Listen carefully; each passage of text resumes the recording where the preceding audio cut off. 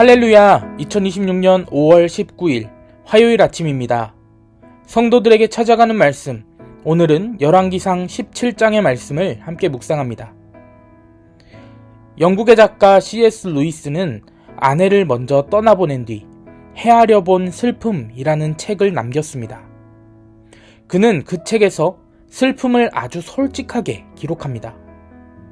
그는 하나님께 왜 침묵하시는지, 왜 이렇게 아픈지, 왜 기도해도 문이 닫혀 있는 것 같은지를 묻습니다.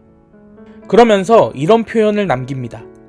내가 가장 두려운 것은 하나님이 존재하지 않는다라는 것이 아니다. 하나님이 계시지만 문이 잠겨 있는 것 같은 느낌이다. 그의 말은 많은 사람들의 마음을 건드렸습니다. 왜냐하면 우리도 그런 시간을 지나기 때문입니다. 하나님이 계신 것 같지만 응답은 없습니다.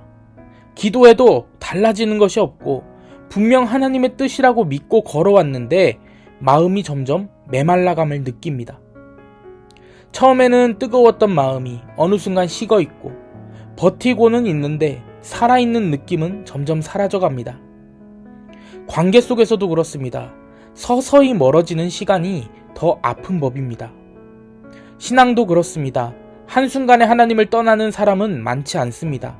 대부분은 조금씩 메말라갑니다. 기도하지 않게 되고 말씀을 멀리하게 되고 예배를 드려도 마음이 움직이지 않습니다. 점점 메말라가는 것입니다. 오늘 본문의 엘리야도 그런 시간을 지나갑니다. 열왕기상 17장은 갈멜산의 승리 이전 이야기입니다. 하나님은 먼저 엘리야를 숨기십니다. 아합 왕 시대 이스라엘은 하나님을 떠났습니다. 바알 숭배가 나라 전체를 덮고 있었습니다. 그때 하나님은 엘리야를 세우셔서 담대하게 말씀을 선포하게 하십니다. 1절의 말씀 함께 읽겠습니다. 길르앗에 우거하는 자 중에 디셉 사람 엘리야가 아합에게 말하되 내가 섬기는 이스라엘의 하나님 여호와께서 살아계심을 두고 맹세하노니 내 말이 없으면 수년 동안 비도 이슬도 있지 아니하리라 하니라. 그리고 그 직후 하나님은 엘리야를 그릿 시냇가로 보내십니다. 사람들 앞에 세우신 뒤에 다시 사람 없는 곳으로 숨기신 것입니다. 이 장면이 정말 중요합니다. 하나님은 엘리야를 사용하시기 전에 먼저 홀로 있게 하셨습니다. 왜냐하면 하나님은 사역보다 사람을 먼저 다루시기 때문입니다. 능력보다 중심을 먼저 만지시는 것입니다. 그런데 문제는 그 다음에 일어납니다. 처음에는 시냇가가 흐르고 있었습니다. 목이 마르지 않았죠. 까마귀가 떡과 고기를 가져왔습니다. 다시 말해서 하나님의 공급이 분명하게 있었다라는 것입니다. 그런데 갑자기 7절의 말씀에서 땅에 비가 내리지 아니하므로 얼마 후에 그 시내가 마르니라 라는 황당한 말씀이 나옵니다. 너무 순식간에 지나가는 이런 한 문장이지만 사실 이 안에는 엘리야의 긴 시간이 들어 있습니다. 시냇가는요 하루 만에 마르지 않습니다. 조금씩 줄어드는 것입니다. 엘리야는 아마 매일 그 시냇가를 바라보았을 것입니다. 괜찮겠지, 다시 차오르겠지 생각하면서 말입니다. 그런데 결국 시냇가가 어떻게 됩니까? 말라버립니다. 왜 하나님은 엘리야를 시냇가로 보내셨다가 다시 마르게 하셨을까요? 더 놀라운 것은 엘리야가 불순종해서 시냇가가 마른 것이 아니라는 것입니다. 그는 하나님의 말씀대로 왔습니다. 순종해서 여기까지 온 것입니다. 그런데도 시냇가는 마릅니다. 우리도 그렇습니다. 분명 기도하며 결정합니다. 하나님의 뜻이라 믿고 순종하며 걸어갑니다. 그런데 예상과 달리 삶이 메말라질 때가 있습니다. 사역이 그렇고 관계가 그렇고 인생이 그렇습니다. 왜 순종했는데 이런 일이 생길까요? 왜 하나님의 뜻대로 살려고 했는데 더 힘들어지는 것일까요? 그런데 오늘 본문은 아주 중요한 사실 하나를 보여줍니다. 시냇가는 마르지만 하나님은 여전히 엘리야를 보고 계신다라는 사실 말입니다. 공급의 방식은 끝날 수 있습니다. 하지만 공급하시는 하나님은 여전히 함께 계셨다라는 것입니다. 우리는 종종 하나님이 아니라 시냇가를 붙잡습니다. 처음에는 하나님 때문에 감사하죠. 그런데 시간이 지나면 어느 순간부터 하나님보다 시냇가가 더 중요해집니다.